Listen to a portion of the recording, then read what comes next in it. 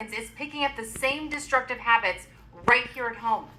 They're already the most welfare-dependent immigrant group in the U.S., and they've been caught stealing $300 million in COVID relief funding that was meant for hungry children. Now, their latest scheme targets Minnesota's Medicaid Housing Stabilization Services program, which is supposed to help seniors and addicts find housing. But the program's rules were so loose that fraud exploded. Take a look at this. Costs went from $2.6 million in 2020 to $104 million in 2024. Already this year, they're at $61 million in just 6 months, meaning they're on track to hit $122 million if that trend continues. And why? Because 6 people are accused of defrauding HSS, and they're all members of the Somali community. This federally funded autism program. Now, several people, and this is an example, a woman in the Somali community, are co-conspirators, and they're accused of recruiting kids for autism therapy.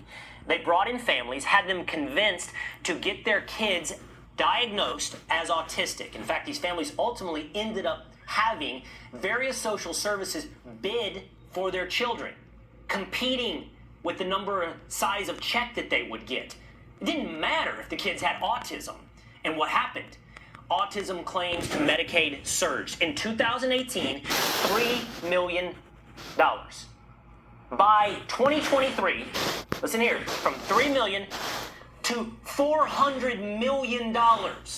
Autism providers jumped from 41 to 328 in 5 years. Now, City Journal reported a lot of money back to Somalia. 40% of households in Somalia get remittances from abroad. That totals $1.7 billion. That is more than the entire budget of the Somali government. This, as we saw previously, when speaking in front of her own community, Ilhan Omar says she wants to go back to Somalia. But when speaking to Americans, she says this. Somalis are not terrorizing this nation. We are helping it thrive. Somalis have always seen themselves as a fabric of this nation. So not only are we not going anywhere,